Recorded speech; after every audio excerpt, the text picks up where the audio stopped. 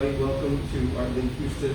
My name is Jimmy Castillo. I'm the Director of Exhibitions and Curatorial Project here at Art Link, joined by Karen Carter, who is the program assistant here at Art Link, who is behind the camera. You don't see her, the visible powerhouse who makes everything work. Thanks for joining us this afternoon, this Saturday, for the talks for these incredible shows that we have up right now. Opened last night. We have Rashaun Rucker, Melinda Laszczysnki, and Jasmine Zelaya here in the galleries. We're going to begin our talks today with Rashaun Rucker here in the front. We're going to move over to Melinda afterwards and then migrate to the main gallery to hear from each of the artists. Let me begin by introducing Rashaun. Rashaun, you're actually from North Carolina. Yes. Currently based in Detroit. Yes. You've done quite a bit. So you have your BFA from Marygrove College. You make photographs, prints, and drawings. Your photography has actually won quite a few awards. Emmy Award in 2008 for documentary photography on the pit bull culture in Detroit. You were a Maynard Fellow at Harvard in 2009 and a Hearst Visiting Professional in the Journalism Department at UNC Chapel Hill in 2013. You've done original artwork for the critically acclaimed Detroit Free Press documentary 12th and Claremont, including you had work in HBO's Random Acts of Blindness and the movie Native Son. It's the one that received Johnson directed. Oh, wow, okay. I didn't know that one. And in 2020, you were named the Sustainable Arts Foundation awardee. And in 2021, you were awarded an International Studies and Curatorial Program residency and a Mellon residency at the University of Michigan. And here we are, humbly here with Rashaun in Houston, in the heat. What's the weather out in Detroit right now? It's like 67. Stop. So, please, everybody, let's give a warm welcome to Rashaun. And can we begin first by, if you would just kind of give us a brief discussion about the sort of the main idea of the exhibition here, and kind of where it came from. This exhibition, Never Free to Rest, was done while I was in my Mellon residency at the University of Michigan. The Mellon Foundation awarded them $2 million for a 2-year period to bring in artists who made high-stakes art. And so I was one of the artists they brought in. Ibrahim Muhammad was like right before me, so when he left, I arrived. He did a lot of teaching and interaction with the students. I did a lot of the printmaking, teaching, and critiquing when I was there. And the precipice of the work was I had already kind of been working on this narrative of kind of drawing this parallel between rock figures and black men for like a few years.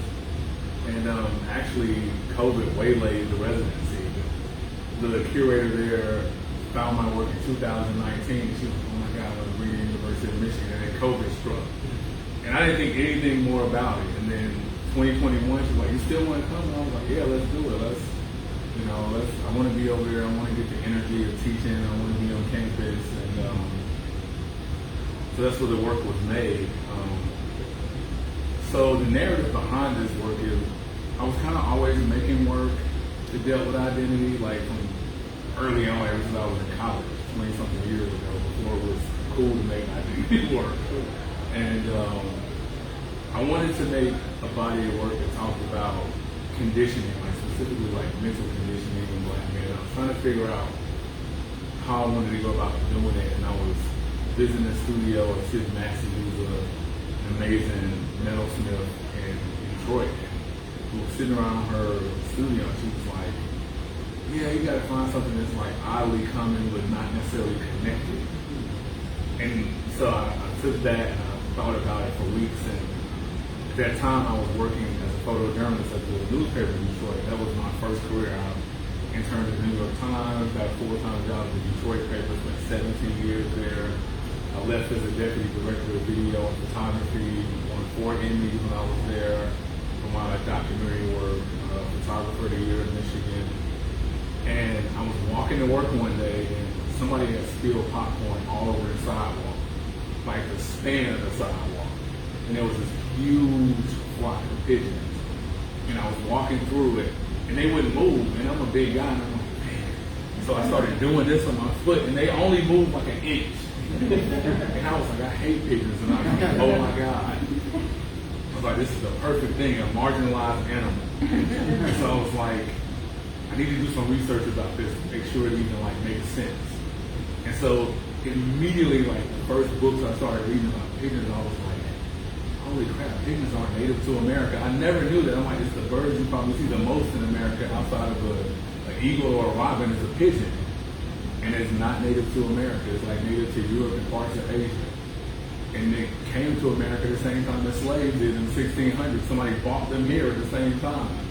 And I was like, that is like the weirdest parallel. This bird was bought here at the same time as slaves, and they were both bought kind of in the means of servitude, because the pigeons were like easy meat. They were doing little jobs. They were at some point later using this target practice for like pigeons. They were doing this like pigeon shooting. They were using real pigeons at that point for trap shooting.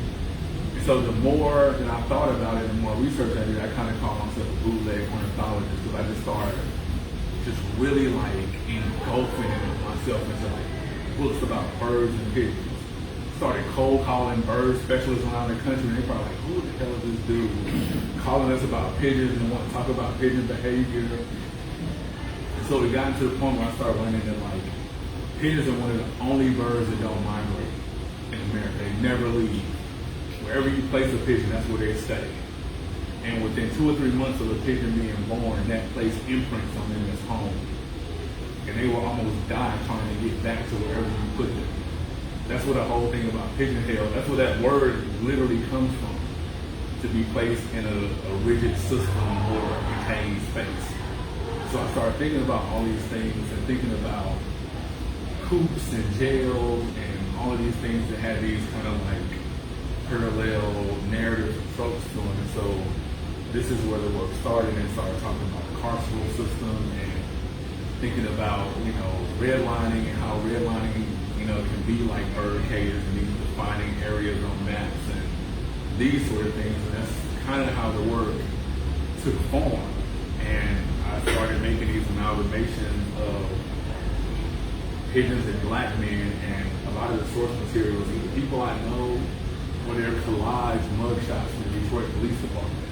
So I would get all these mugshots, and I would take like the eyes from one person, the nose from one person, the mouth from another person, and collage it, because I didn't want to use one mugshot, because I was like, I don't want to be like, this dude is in jail, and this is why, I didn't want to make him this person, so I would start collaging the faces before I would draw them. And it was just a really interesting thing when I thought about how pigeons kind of just stay where they're put. You start thinking about sides of towns and like food deserts and all these places where like groups and people of color are just like packed in one little area of a place. And one day it kind of really dawned on me. I was going back home for something, and at the time I had a friend of mine that lived across the street. And he was like, oh, what are you doing? I was like, I'm about to go to P.F. Chang's for lunch. And he was like, you want to go? And I was like, yeah. So P.F. Chang's in a suburb of Detroit, in Livonia. It's like 35 minutes away. And we're driving, and we're like halfway there. And he's like, what are we? And I was like, what do you mean? I'm like, you never been to Livonia? He's like, no. He's like, I don't have any reason to be out here. And I was like, dude, you're 38 years old, and you've never been 35 miles outside the city to a suburb to go eat. And I was like, he was like, well, I don't really belong here. I have to kind of stay in my area. And I was like, everything is your area. Like, you should never be that confined to a space. And it made me think about the coops and all these different things and then the conditioning. At the same time, I was reading Carter G. Woodson's book, Miseducation of the Negro, and he talks about if you build a back door for somebody, even if you do it long enough, even when you take the back door away, they'll build a back door themselves. And how you get conditioned into just doing something over time. And so that kind of lended to like me furthering, wanting to do this type of work. And so when it came to this particular show, I knew I had the drawings, but then I also wanted to talk about I wanted to take it into a sculptural realm, and that's where you see the clay pigeons coming from. And started doing research about trap shooting these clay pigeons and realizing that they were called clay pigeons because at one point people almost hunted pigeons to extinction just by shooting them for sport. And just some of the words that involved them, they called it trap shooting because they literally would put the pigeon in a little trap, in this little cage, and then they would, so the bird is in a little cage, freaking out because in a small space, and they would open the door, and the bird would fly out, not realizing that here's a person standing right off to the left with a gun, and as soon as it crossed this person's vision, it would kill it for sport. And so at some point, somebody came up with this clever thing of making clay pigeons. And when I started looking at the clay pigeons, I started looking and noticing that almost all of them were orange with black bottoms. And it started making me think about people in carceral systems and black people in orange jumpsuits. And so this is where it started. And so when we first made it, I got an orange prison jumpsuit, and we hand mixed about 20 different oranges until we got like an exact match to the jumpsuit. And the thing about the clay pigeons and the jumpsuits that are very similar is they use the color orange. I mean, it makes sense. They use it because it stands out in any environment. So when they shoot this thing out of the trap, I don't care if it's cloudy, sunny, you see an orange thing flying in front of you, and you know what its target is at. And it's the same thing I learned about prison suits. It's like, whenever you see people who are in court and they're in these orange jumpsuits, they always, some of the research they were saying, we put them in orange jumpsuits, particularly when we bring them outside of the prison, because it stands out in any environment and you try to escape. It's very easy for me to be like, oh, there's a guy in an orange suit, because nobody's wearing their entire orange suit. So it's got that very same similar rationale behind the color use. And so when I thought about doing this, I wanted to call it I Hit More Than I Missed, and talk about like the carceral system, mass incarceration, and because in the sport of trap shooting, when they miss a bird, it's called a bird away, and when they make a hit, it's called a kill. And so I wanted to take these, and when we were making them, and the Millen Foundation was funding them, I think we made like 70 of them, and I broke all of them except for 10. And I remember, I think they paid like $16,000 for like the cost of making it. And I remember the lady who was funding it was behind me when I was breaking them, and she was like dying inside little by little. But the thing was, I wanted to show like all of the brokenness, and how there was much more brokenness than it was a bird away. And I kind of consider myself a bird away because at some points in my life, my grandmother would say, you're the only grandson I got who's not incarcerated. There was points where I was like the only young male in my family that wasn't in jail. So I always considered myself like that bird away, and it was really only by the grace of a missed shot that I didn't go. I mean, art was that thing that kind of saved me. It was literally having art teachers who became the person that got me out of the trap. When I was in middle school, I had an art teacher, Miss Williams. She stayed at school with me every day for 3 years. Hour a day after school, and she told my parents she thought he could be an artist. I'm gonna stay after school with me every day. She would help me draw an hour every day after school. And I got to high school, same thing. I was in high school for about a week, and the art teacher, he watched me, he watched the other kids. And the second week I came to school, he had a closet, and there was a kiln in the closet and clay. And I walked in, and he pointed to me, and he said, like, what are you talking about? And I opened the door with the kiln, was that he had one desk in there. He was like, the rest of the time you were in high school here, this is where you have art at. And I was like, why am I in the closet? And he came in there one day, and then he said, I said, why am I in the closet? This seems like punishment. And then he opened the door, and it was like kids were playing like basketball with trash and balled up paper. He was like, you are not like the rest of them. I want you to concentrate on your work. Like, I feel like this is your avenue out. And so I stayed in that closet until my junior year, and the kid who went to SCAD joined me my junior year. I was so happy, like, oh my God, it's a second desk in the closet for once. And he literally taught, we didn't have an AP art. He literally kind of formulated an AP art class for the two of us. And I remember thinking, like, what if nobody did that? Like, I could easily be the broken bitch down there, a broken pigeon. because that happened to so many of my friends. And the reason why they all have the same face is that I wanted to make them all singular, because I think a lot of times when it comes to communities of color, people think it's a monolith and they just see everything in the same way. And so that's why there's not different faces, just one face. But just like bird watching, that's what those binoculars kind of similar too. When you're looking at something through binoculars, it's at a fixed length. You don't really have a tangible relationship with something because it's so far away. And it's the same with pigeons. Like, you look at pigeons, you see these gray and black things, but if you ever get really close to it, you see purples and teals and turquoises, iridescence, it's shining. It's really a beautiful animal. But you have to have like a close relationship to see all the beauty behind it. And so that was kind of like these narratives I was working with through all of these pieces. The same with the coop, you know, thinking about how making this piece called A Perilous Perch, thinking about like how America is the greatest place for me to live. It's the greatest country, but it's also not always the best place for my people. And thinking about how, you know, it was weird because when I started doing the perch and making it out of the American flags, I was like, oh my God, I can just braid this and make this. But then I had a hard time cutting the flag, and I didn't want to cut it up because my grandfather was a medic in the Korean War. Every uncle I had served in the military. Like, I felt some kind of weird way about it. And so what I ended up doing was keeping the flags whole and just wrapping them and then tightening them as I went. And it's like using the pigeon spikes on it gave it that sense of, pigeon spikes are what they use to keep pigeons from feeling comfortable roosting in places. When you go to like buildings and you'll see these things and you're like, oh, they don't want the birds there. And actually in the advertising when I bought it, the description said, this makes the bird uncomfortable and makes them go to a more accessible area. And when you think about gentrification, it's like, I'm gonna make you uncomfortable so you can go back to your space, back to a much more accessible space for you to be in and quote unquote feel comfortable because now I've made you uncomfortable. And so this is what the pigeon spikes and the flags are about.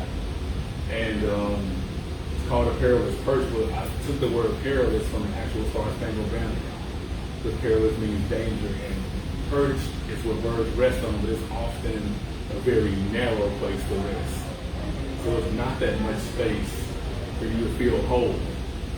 And it's about not having those like safe spaces sometimes. You know, it's and this was made kind of after the incident I had at work, and I'm like walking down the street and I'm leaving work and I had the suit on and the briefcase. Guy from behind a pickup truck, it was middle of Detroit in the city. He screams out, "Go home, darky." I'm like, really, bro? Detroit's like 87% black. I'm just wondering. So I just keep walking, go to my car. So I tell my boss about it the next morning. And she's like, "Can't believe that happened to you. Like, they don't realize like people like images you done all this." I was like, nobody knows that. My skin be done well before my resume. Nobody cares who I am. I'm just a big 6'3" black dude walking down the street at night, even though I got a suit on. And so it's about thinking that things have dual lives. I'm living in a country where I can win the Emmy, but I'm also living in a country where I can be like screamed at and told to go home blackly in the same space. And talking and doing this is talking about the duality of what America is at times for me. And so that's kind of where this work comes from. Some of them are very personal. This middle one, Wingman. This is my best friend who's actually an artist in Detroit. We're in an artist collective. And people always think in slang when you say wingman, it's like a friend, a person that's helping you do something, which is true, but also when you think about birds and why birds fly together and flock together, it's actually a real reason because it's actually 70% less stress on a bird to fly together. Because what they do is they fly under the draft of the wind that they're all creating. And the lead bird switches out like every 20 minutes, so no bird is ever super tired. So they can get much farther together. And it's also a protection thing because they do what they call mobbing. When you've ever seen birds and they're going like this, it's usually a hawk or something, a predator around, and they do a thing called mobbing where they confuse the predator so they can't be attacked. And like, this is my mobbing partner, this is my wingman, this is who I fly further with. And so they have personal stories. The one behind you is a great friend of mine who just finished his MFA at the New York Figurative Academy of Art, and it's called The Watchers Are Always Watching. And he called me and he said, man, I had this terrifying incident with the police. He said, I pulled up to the school where I normally park all the time. I got out of the car and he said, as soon as I got out of the car, I was getting something. He said, my face just got pushed right into like the top of the door. And he was like, my lip was bleeding. And he was like, what is going on? He said, I turned around and it was the police. And he was like, they were like, where are the drugs? Where are the drugs? He was like, I'm in art school. And he was like, he said, he took his entire car apart. They had him handcuffed on the curb. And the guy said, we've been watching you for 2 weeks. You've been parking here. You got out-of-state plates. You got to be doing something. Where are the drugs and the guns? And he was like, well, in grad school, I'm from North Carolina. I don't live in New York. And he was like, it made me so uneasy to know that somebody had been paying attention to me for 2 weeks from far away that I had I wasn't conscious of that at all. He was like, I had to go to therapy because it was like so traumatizing to me that this happened. And that's where the title comes from, The Watchers Are Always Watching. And so it's this thing where you kind of walk through these spaces sometime in life and it's like, people are always watching, always kind of like taking, I guess, stock of what you're doing. And you think about that and, just some of the conversations with my friends and things you don't think about. I have a friend who's an avid runner. And right after Ron Harvey died, he was telling me, he said, I was running in my neighborhood in Charlotte. He said, there was a white lady and a white man, they were planting flowers. He said, they were out in the street. They were planting flowers on the edge of their mailbox. He said, I was running and he said, unconsciously, I shuffled my feet to let them know I was coming. And he was like, I don't even know why I did that. He was like, it was just an unconscious reaction because I didn't want to startle them. And I was like, those are the things I talk about when I talk about conditioning and all these different things and never being free to rest because you can't rest if your mind is constantly thinking, I got to behave some type of way, a code switch some type of way to be safe or feel comfortable. And the same thing, I was listening to a Martin Luther King speech, I never heard it. He said that, and I was like, man, that is so, adjacent to what I'm working on as far as like the feeling I'm trying to convey. And so that's where the work comes from. This particular work, a little birdie told me, literally comes from the Bible verse in Ecclesiastes that says like, be careful never to revile the king because a bird can take your words and deliver them elsewhere. So it's like almost that thing of like, don't even think badly of somebody in your mind. And so it's like kind of being taught to like process the world in like different ways, and that's kind of what the work is about. There's the preparatory sketches. I drew these 2 years ago before they were ever made. So really, so you have that. When the Miller Foundation came, they were like, we want to give you this grant. We got this budget for a show.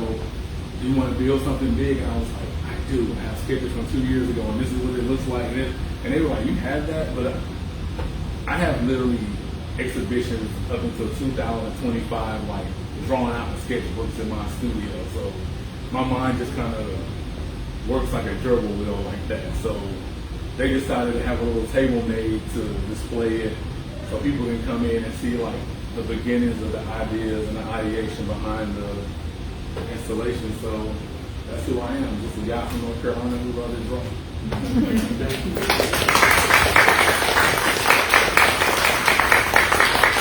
Do you have any questions? I got a couple. First of all, love the work. It's a really fun setup.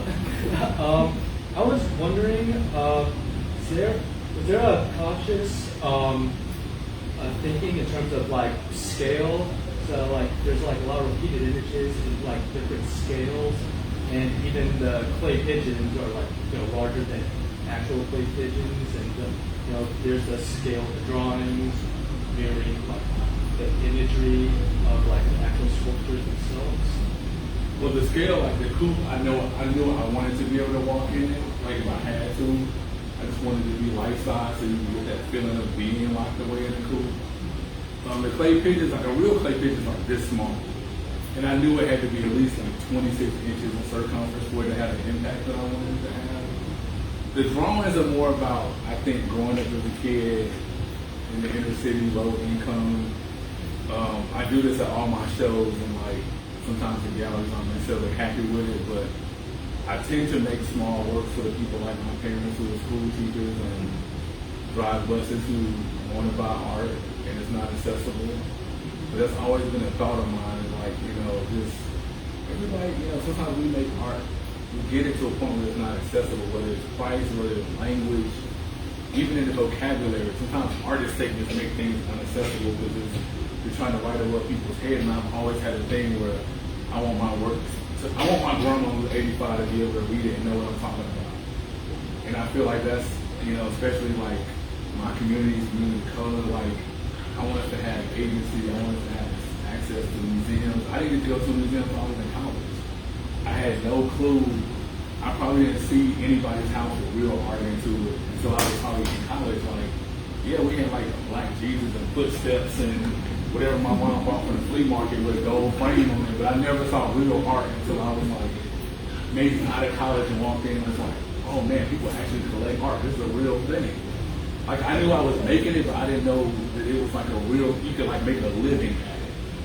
Because I remember my family, just most of the people, they were like working in textiles, working in tobacco factories in North Carolina. Like my grandfather could not believe like somebody would pay you to draw or make art. Like, his thing is like, it's got to have benefits, you got to be able to like make a living. And then when I got into it, I just thought about it, like, every time I have a show, I'm like, there's somebody who is going to drive a city bus like my granddad for 46 years, work in a factory like my granddad for 40 years, teach kindergarten like my mom. They're not going to be able to access this stuff. So I've always had like small scale work, so I'm always thinking about that person because I want people to be able to buy it and put it in their house so young kids can look at it and be inspired. I mean, I always get emotional when I talk about it, so I hate talking about it. It really triggers me to think about it, but I just remember being a kid and like buying juxtaposed magazines and like dreaming of being on one day and like sitting on my twin bed in the middle of the room and just hoping that this would happen. And the day I got in there, I remember sitting in a restaurant in New York. Just crying and crying and crying. And the lady was like, are you okay? I'm like, I'm in this magazine. And so it's like, I want people, I want someone to be able to believe you can be an artist. And sometimes, like, that's why representation is so important. Like, it's hard to be something that you don't see. And so that's why I keep these little works. Also, is the wingman drawing, like, purposefully reflective of the Red Wings emblem? No, but it does look like that. It does look like that. When I thought about it later, I was like, man, it's kind of like a Red Wings thing. It's interesting because sometimes I don't know what the drawings look like because I draw a lot of them upside down. And because I don't have a studio, I work in my living room. I work on my couch. I buy these 40 by 60 pieces of gator board, and I take the paper down to it, and that's how I draw. So you can imagine, I can only turn it like this. So over time, I've taught myself to look at the shapes in the drawing and not the faces. So when I'm drawing, I'm like, oh, this is the shape, this is the shape, this is the shape, this is now plain, like, and that's how I started working. And it's just, maybe it's become a crutch of working in your living room. And I tell students that all the time, like, you can't ever let something that you don't have stop you. You grow where you grow. I tell my students, I'm like, I don't have a studio, never had a studio, never had a studio in my life. I'm still working on my couch. I'm like, my work is in the Smithsonian, it was made on a couch that's 10 years old. I'm like, I never let the type of thing like stop me from making my work. I got a little table from IKEA, all the prints that I pull with a spoon and a doorknob. I don't have no presses, I don't have any of that stuff. Like, I just get it how I live. I wake up, I make work, I go to bed. I wake up, I make work, I go to bed. It's nothing fancy. I think people in Detroit, when they see me, they're like, oh man, I want to do a studio business. I'm like, well, I don't know if I want to do it in my house. Like, they don't realize that I don't have a studio. I think people literally think I have this huge space, and I'm like, no, I'm making this in a 12 by 12 living room with just a couch. I mean, I showed you a picture of it. It's just me sitting on the couch with a fishing tackle box. That's what I use for my pencils. I just got all these Plano tackle boxes, and I just write on the top of the tackle box what's in it, and that's how I work. I mean, it ain't nothing fancy at all. Everything you feel super inadequate. Even Like, Yeah, even when I roll my ink, it's on a Dixie paper plate. Wow. Like it's just, you know, it's like you can't ever like. I tell my students all the time, like, so what happened if the art supply store was closed? What happened if the computer don't work? You know, I always tell them like, that's not a tool. That's an art supply. You're the tool. I always tell my students that you're the tool. That's an art supply. I'm the tool. I make the art supply do what it do. Because I can do this same thing with a regular pencil because I do it all the time. I don't need a $5 pencil. Right? It's like you have to get your mind to thinking that way because you can't let obstacles become, you know, a thing. As that friend always tells me, if you want limitations, you will have them. Yeah. If you start thinking that way, then you automatically defeat yourself. Because I have friends all the time, oh, I have this, I have this, I have this. I'm like, well, I'm out here inking huge lino cuts with a paper plate and one little 2-inch brayer and doing the whole thing with a doorknob. So my students can't talk to me about whatever they don't have. Because I don't have it and I still don't have it. Well, I'm glad you bring that up because I think it's important to remember that for artists working that you are there and that's you just kind of make it happen because you work. But at the same time, artists can have ideas like you're telling us that who has $16,000 capital lying around and without that grant from, I guess it was Mellon? Yeah. We would not have this here to see because there was no way you could make it. Right. As my girlfriend always say, write the vision and make it plain. You know, I got plenty of visions written down all over my. When you go to my house, the first thing you see is like gold. The first goal up there is get it MFA and printmaking. I'm going in Cranbrook instead of saying, hey, like literally, it's like 10, 12 things down there, and I just cross them off as they happen. And I just work and I try to walk in anticipation of like whatever's going to happen is going to happen. My grandfather used to always tell me, whether you have these tools or not, he would say, wherever you at, you're going to be there. Yeah. So it don't matter what you got, like wherever you at, you're going to be there, and you with what you have to work with. So people need to think about it that way. Yeah. You know, and like, you just always continue to work, and that's all I always tell everybody, like, the distance between what you want and achieving it is work. You want, what's the sauce? The sauce is the work. But the sauce is getting up. When I was drawing that, literally one day I got up, made my grits, started drawing at 8 a.m. and I stopped. It was 2 a.m. the next morning. I was like, man, I just drawing all day. I didn't even get my lunch. And that's just how I work. And that's really the secret. There ain't no secret. It's just doing it. Yeah. But support is important. And actually, I don't want to leave the conversation without acknowledging how we got you here. Rashaun was a recipient of Black Box Press grant and award in 2020. The very first one. Very first one.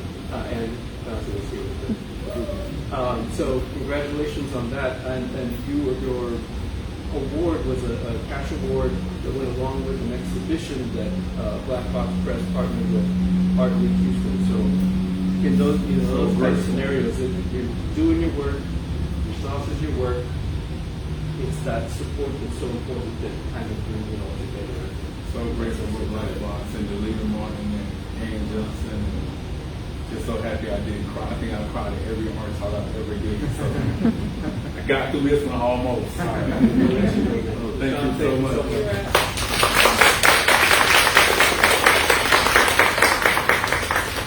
Thanks, everybody. Next, we have Melinda Laszczynski in the hallway. Let's all follow me and come this way so we can see the work behind us as much as we can.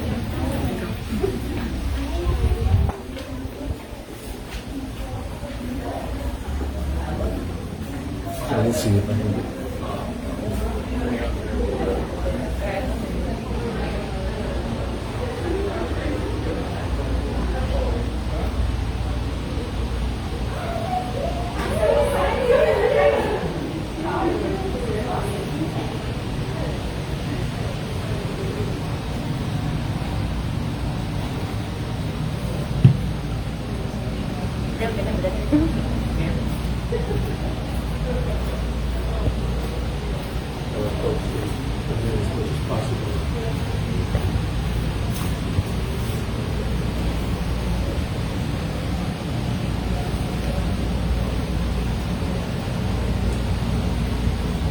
All right, welcome in, folks. As we're all coming into the space, I want to introduce Melinda Laszczynski, who's here. You are a... Oh, please. You're a Houston-based artist, but you got your BFA from Cleveland Institute of Art and your MFA here at Houston at the University. And you're currently a professor of studio art at HCC at Houston Community College. Congratulations. Oh, and Melinda also was in the Lawndale Arts Center Artist Studio Program in 2016-2017, as well as a Spring 2021 Artist in Residence Program at the Printing Museum here in Houston and the Vermont Studio Center. You've shown your work extensively. She's shown her work extensively across Texas, in places like the Art Museum of South Texas, Corpus Christi, in the gallery at UTA in Arlington, the Point of Contact Gallery in Syracuse, New York, outside of Texas, but we'll allow it, and Survival Kit Gallery in Cleveland, Ohio. You also currently have work at the Galveston Art Center? Yeah, in a 3-person show. In a 3-person show. With Holland and Erica Wilson. Beautiful. Yeah. So if you're in Galveston, when's the next art walk? Maybe in June 4th. Yeah. So I think it's next Saturday. Okay. Yeah. You'll be able to see Melinda's work out there at the Galveston Art Center. You have artwork in the collections of UTSW in Dallas, Toyota in Dallas, and here in Houston, the Lester Marks collection. And you live and work here in Houston with your partner, John, and what are your cats' names? Cruddler and Agnes. Those are my studio assistants. Super helpful. Excellent. Yeah, I got to meet them on my face. So can you tell us a little bit about the work that we're seeing here and the project you created for the hallway space? Yeah, there's a lot to see, and I'm going to try to talk loud. I'm going to use my teacher voice. If you can't hear, hopefully we'll figure it out. But this work I've been making for the last 2 years, starting right before the pandemic hit. I was working a lot with ceramics and kept scaling them up, and I really wanted to work really big, like this big, which is super hard in clay, but I'm very determined. So I was like, okay, maybe I can switch materials. So I started researching paper and paper pulp and trying to figure out how I could make that sculptural. So I started playing around, just like buying paper pulp and working in my bathtub during the pandemic.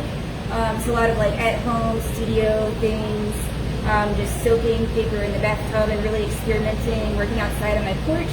And then I decided I should probably learn from someone who knew what they were doing with paper. So I applied to the residency at the Printing Museum. And I was working with Kathy Gerwell there, and she taught me everything I know about paper. She was amazing and just really inspirational as far as like how to use the material, how to add things, how to change texture, how to scale it up and add sizing and things. So a lot of the work is really experimental, just me figuring out a new material and trying to make it kind of mimic clay and painting sometimes. So the sculptures came first.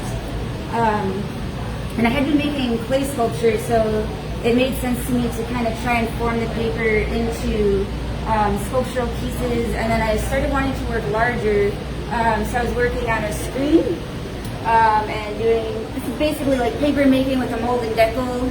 If you're in elementary school, and you have your little mold and decal, just on a much larger scale, and I made these all on my porch. So all of the paper pulp is different types of paper fiber that I dyed and added sizing and different textures to different materials to make it behave in different ways. There's a lot of happy accidents in here, like things accidentally tearing or things getting rained on. And then a lot of the added materials are things I've been collecting for a long time. So before I moved here for grad school in Houston, I lived in my grandma's house in Cleveland to save money to move here for grad school. And my grandma was definitely maybe a hoarder a little bit. My mom's here, so I feel like we can agree on that, maybe. Yeah. But she was always collecting like everything, and she thought there was a use for everything. And she's always trying to like give you stuff, like, oh, take this with you, or this can be useful in some way, never wanting to get rid of anything. And then she was going through Alzheimer's and dementia, and so her, getting very repetitive, and I would see her kind of moving things around the house and making what as an artist, I kind of saw them as like mini installations. Like, oh, she's gonna put these little tchotchkes together, and then tomorrow they're gonna be over here with like photos that she dug out, and just it was very emotional, and also just thinking about how time changes things and that shift that can happen. So I started collecting things from her house before she moved to go into an assisted living home. So things like this cassette tape. My grandfather was a musician, so we had a lot of tapes. So I just took all the tapes, because she didn't want to throw them out. So I was like, I'll take them, and I just chucked them in my studio. A lot of these where you see text is from paper that she had been shredded. She just shred everything, and I was like, okay, I'm going to take this and I can maybe make this into paper or something. I don't know, I just had this impulse to kind of save, I guess, for memory or something to mark a time. And then a lot of other things, like these lenticular strips, these are from 3D like printed posters that you can buy at dollar stores. So when I moved to Houston, I was really blown away by all the color and just stuff here. Ohio is pretty great, and there's stuff, but Texas just has a lot, So I was just really inspired by all the color and just all the material things and all the space. So I started collecting things from dollar stores. And if you see my paintings, I'll put the lenticular on the panel first and use it as a base. So these are cut off scraps from the edges.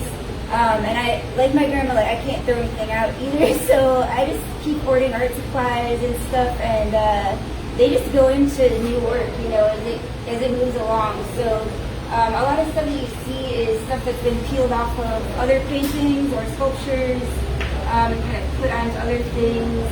A lot of acrylic paint skins and fake flowers. I noticed there's a lot of roses in this show.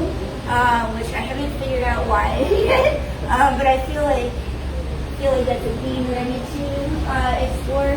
But yeah, as the paper moved on, and I kept adding more embedded materials. I started, really mixing in vinyl paper that I had been painting with, and glitter and different things, and they just kind of kept going and kept rolling. And then some of these have been shown in New Orleans in an exterior space, so I was really interested with that show and seeing how the work could change over time and being in the elements. So when I got some of them back, they were shredded, which was very disappointing. But I also, I don't know, I feel like art, whatever I'm making, I'm okay with changes most of the time, and I kind of just want to keep the work going. I feel like things that I make are in flux a lot, and so I kind of used that and started piecing them together more, collaging and painting and gluing them, so it became more sculptural, and then even kind of busier. And then when I was putting these together, I was making them individually on a 3x4 foot screen, but I really envisioned them being one large piece together. So I started playing around in my dining room, how can I, connect these in a way so that they flow? Because I wanted the hallway piece to be something that you experience as you walk down it, and you can get really close and kind of get lost in the texture and color and forms and things like that. So that's how this part came about. I just make a lot of stuff. So I brought a lot of sculptures. I just compulsively make things. My partner's also an artist, so we're always just making and have stuff all over our house. So it feels really good to have them out in the show in the space and see them all together. And it feels like a really good direction. I'm still working with paper. I have plans for these when they come down. This I feel is very temporary, just because it's a collage, and this is the only time that this will exist in this arrangement. And I'm thinking that after the show's done, I want to make them into large sculptures. So just kind of keep going with it and keep expanding the work in that way. You mean that you may reuse them entirely in a different form? Yeah. Wow. Yeah, everything is just gonna shapeshift. Wow. Not these, just these. Yeah, so That's incredible, and I like that you mentioned the fact that you have to make this kind of in a limited space in sort of pieces, but you kind of envision it as a whole. And in visiting you at your studio, which I think we started our conversation today talking about your studio is always your house. yeah. That it's hard to have this much space to be able to pull off your vision.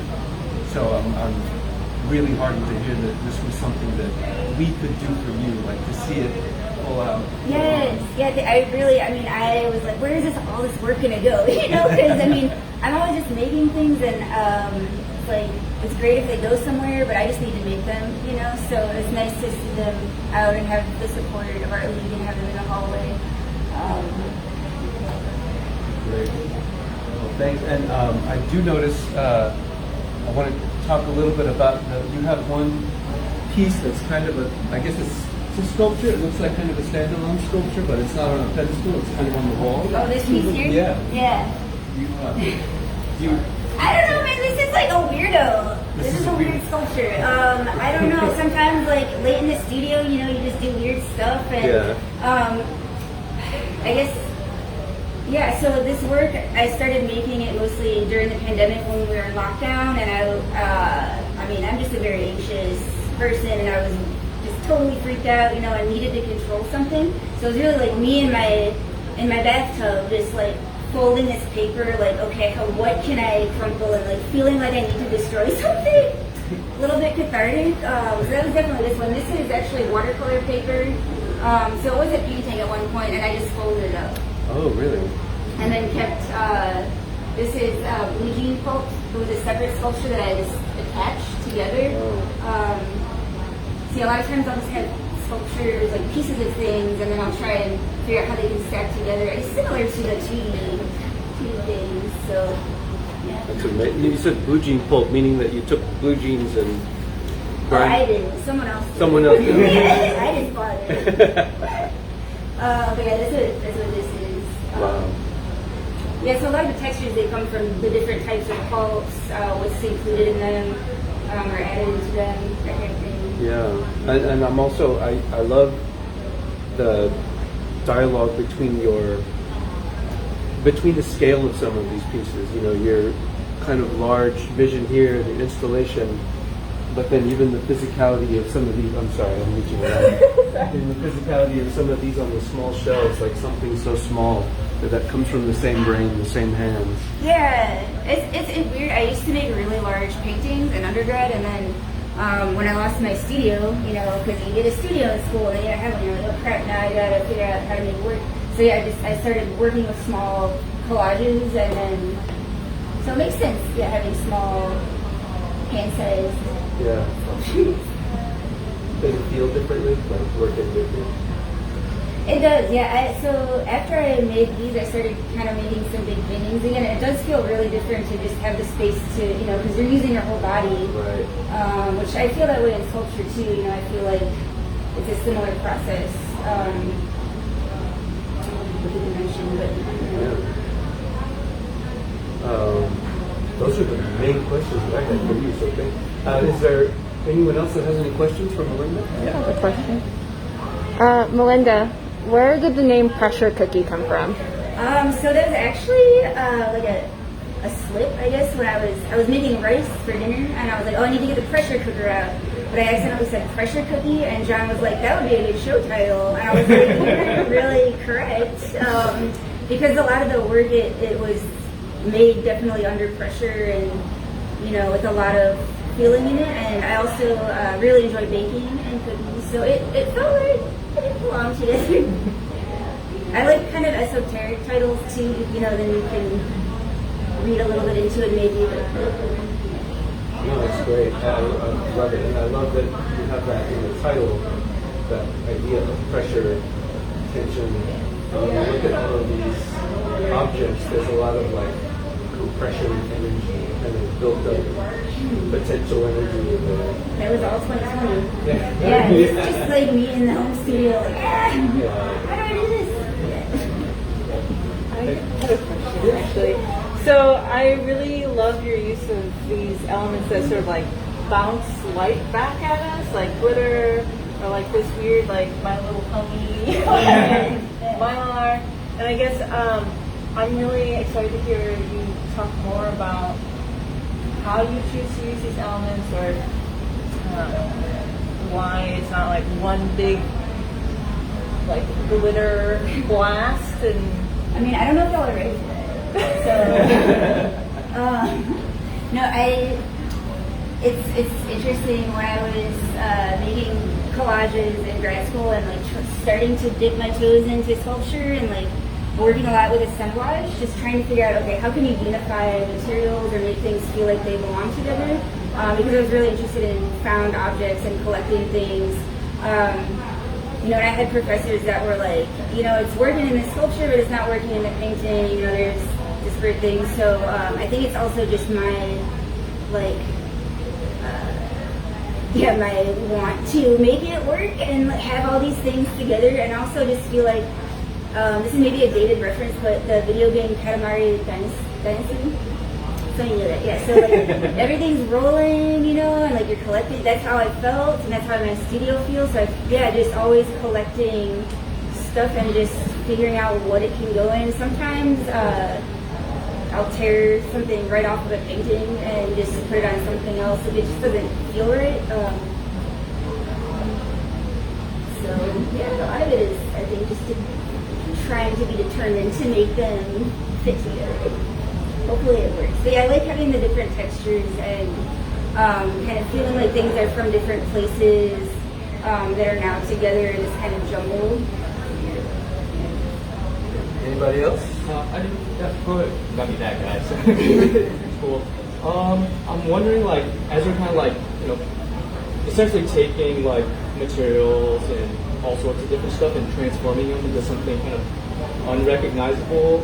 Like, where do like forms like this, or like even this, where they kind of are reminiscent of already existing forms, like this is kind of like a bag, a grocery store bag, or like this is kind of like an ashtray, and even like that's kind of like similar to like a vase of flowers. Is that like a conscious thing? It's like, I'm gonna try to make this kind of like this form, or is it just kind of like,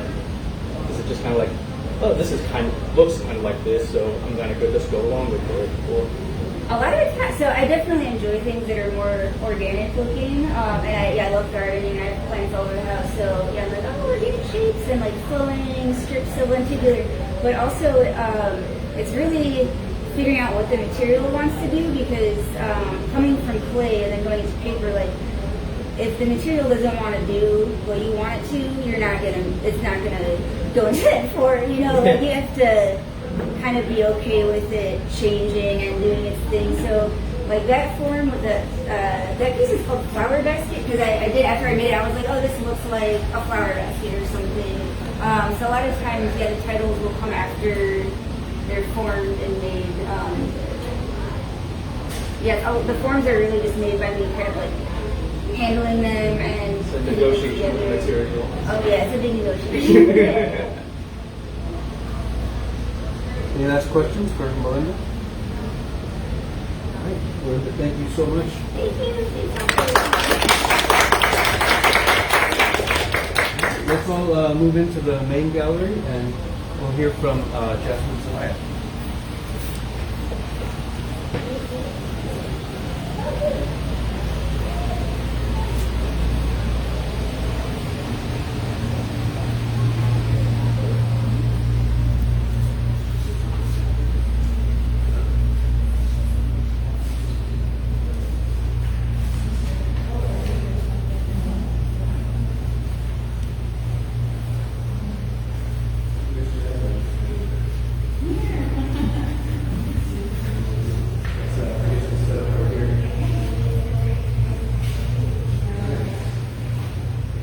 Thanks, everybody. Last on the bill today, we have Jasmine Zelaya here in the main gallery. Jasmine, I'm going to introduce you very quickly. You are a Houston-based artist, based here in Houston. But you mentioned in your biography that you are a first-generation Honduran American meaning that you're the daughter of parents who immigrated to the U.S. from Honduras in the 1970s, which I want to come back to later because you talk about how just that fact or that kind of experience has an influence in some of the work you do. You received your BFA in painting in 2006 from Kansas City Art Institute, and your work has been included I've seen your work in shows all over the place, Black Art Museum, Project Row Houses. You had work in the Louise Hopkins Underwood Center for the Arts in Lubbock, Texas, and you were actually recently included in the 2021 Texas Biennial with Celeste in San Antonio. The places that I've seen your work, to me, that are the most recognizable, and I think that we can all kind of associate with, is you've done actually quite a bit of public art in the last couple of years. So you've had art in the art blocks of Main Street, Marquee, and Moody Center for the Arts Implicit Project on the Rice campus. Your work has also been featured in which was really impressive to me. You were the cover artist for the New American Paintings magazine edition number 132, which I got to see online as we reviewed it. So welcome, and very glad to have you here, have your work here in space. I want to ask if you can begin talking kind of broadly about the show, about your work, kind of where it came from, and then we'll move on as we continue talking. I'm really fascinated to hear from you about some of your ceramic work. But let me let you kind of give you the floor. So this was not my first choice for a space. It is huge, and so I was thinking of that as I was making all the work for this space specifically. It was a little intimidating for me, and I quickly wanted to, my first thought was to incorporate some of the ceramics that I've been working on.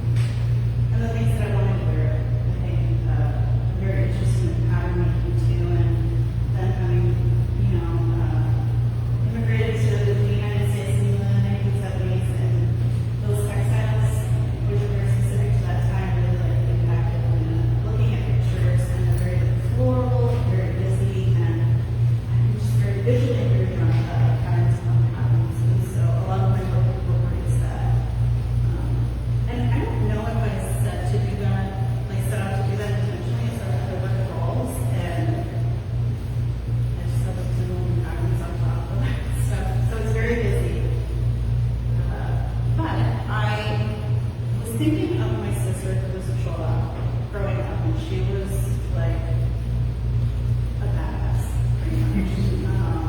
Young and wild, and she was in duty for a time.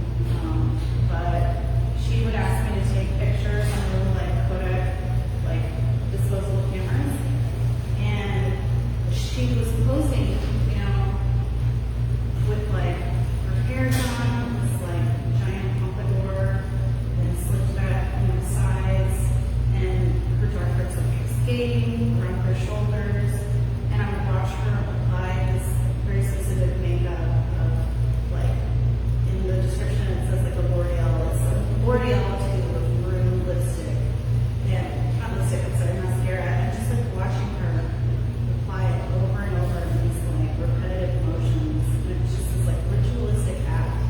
Like I didn't think about it then, like it made sense to me as I got older, just like how we sort of transform our outward appearances and they become sort of like masks. Like her dark lipstick, it made her feel strong, you know, and me watching her, I felt like she was strong. So I'm very intrigued with the idea of makeup in our hair, clothes, how it sort of changes the way we carry ourselves and how we present to the world, and how it also is like an indicator of kind of like our tribe, or like who we claim, who we hang out with. Some of my earlier work were leather jackets, and I was really interested in that as like outward symbols of like clicks, you know. But this is sort of the same.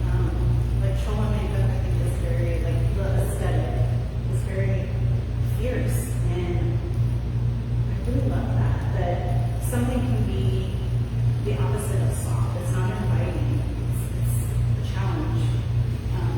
And I've done some graphite drawings in the past, like before I started these paintings of like punk girls and women from the 70s who had all this like, really fierce and strong, intimidating makeup. So I think that that's like an ongoing theme.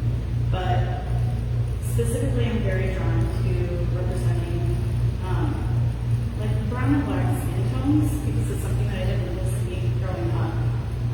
Now I mean, they have like brown gulls and brown Barbies and all sorts of things, but when I was growing up, it was very like white.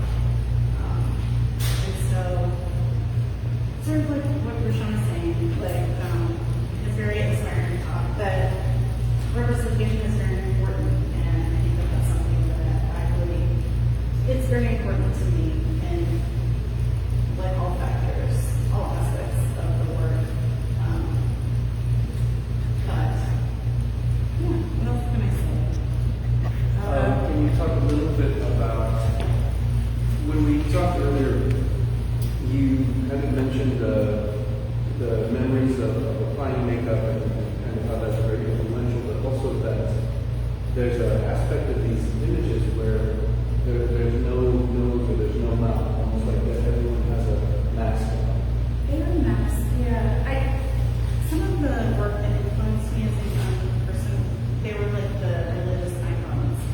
And as well, like Bernini has this piece of Ecstasy of St. Teresa, which I think today has been like one of the biggest factors that's inspired me and just like really captured me. But it was a piece of art that was commissioned by the church, and it was banned because it was erotic. I mean, she is in like the throes of sorrow and ecstasy, and it truly is a magnificent piece. But I think that's what I strive for, to have this tension between like the sorrow and joy, and it sort of like comes out in the eyes when they're very like pink and wet. So it's interesting, like it means something to me, but I love watching people interact with the work and what they take away with it, because I'm not going to be there all the time, you know, and to be like, no, this is what I was thinking. I think it's very interesting to, everybody takes away something different. And actually at the opening lesson, I heard lots of different takes, you know, or like interpretations, and so I always think that's really interesting. But yeah, the idea is that the focus is on the eyes and the floral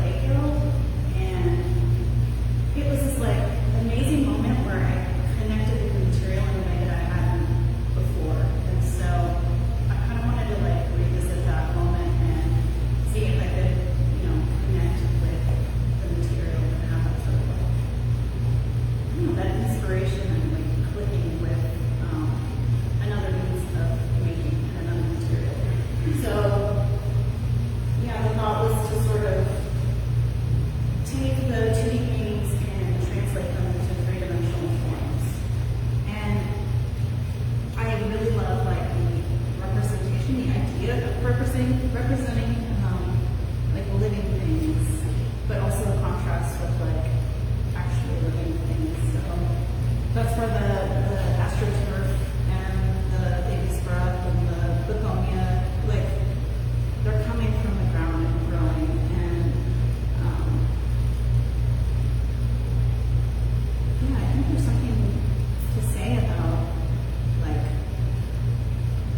cyclical life of plants and flowers and how they survive and offer these sustenance, even when we think that they're like a weed, like dandelion. They're gorgeous, but people pull them and they're nuisance to people's lawns, but you can actually survive off of them. They're edible, and the leaves are just so beautiful and like, you know, natural, completely from the earth. So I'm very intrigued by that, and I love incorporating that into the work. And your small drawing, so I've seen your paintings and I've seen the large public art ones that you do. I'm intrigued by some of these small sketches that you have. Yeah. Did they come, are these like sketches for your large paintings, or are they different sort of thoughts on the process? So I think I wanted to include preliminary sketches and specifically like the graphite drawings on vellum. There's this energy that I feel they have this like energetic quality about them that I want to incorporate sort of like big insight into the process and allow sort of different facets of the work. But still sort of like this connected family of girls sort of related. But yeah, I just feel like that's kind of interesting. I really appreciate seeing sketches and like different aspects of creating in other shows and other artists. So I think that's important for me in this space specifically. But Sad Girls sort of like a play on like traumas and trauma names, but also like mentally and emotionally, like kind of the state that I find myself in, and probably a lot of us, of this like surreal life that we're living now with the pandemic. And so it's sort of this, again, this like contrast of like something powerful and something sorrowful, and it's like vibrations, like tension between those two thoughts.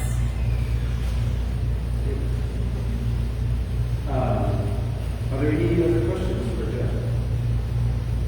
From the room? So I noticed on your ceramics that there's elements of them that are glossy and then some that are matte, and it almost looks like it's like a glaze that wasn't like thrown in the kiln. So how did you achieve that? I really love subtle shifts in surface. So like this one sort of something similar, or they're both blacks, but one is glossy and one is matte. And because ceramics are still sort of new to me, and they were all kind of like experimentations with surface design and effects, but it's an underglaze with a glaze on the front petals and a black glaze, which a lot of times it takes different, like many layers to achieve a gloss is kind of what I'm finding, like the white with several layers. And ceramics will kind of, I'm finding that they will do whatever they want. Like I will plan for it to be a certain way, and part of what's exciting is they're like, like I'm not going to do that, I'm going to do this. And it will be something completely different than what I thought. And the color payout, like being a painter, and I want toxic colors, like poison, you know, like bright pinks and yellows, and it's challenging because ceramics don't really offer that. So like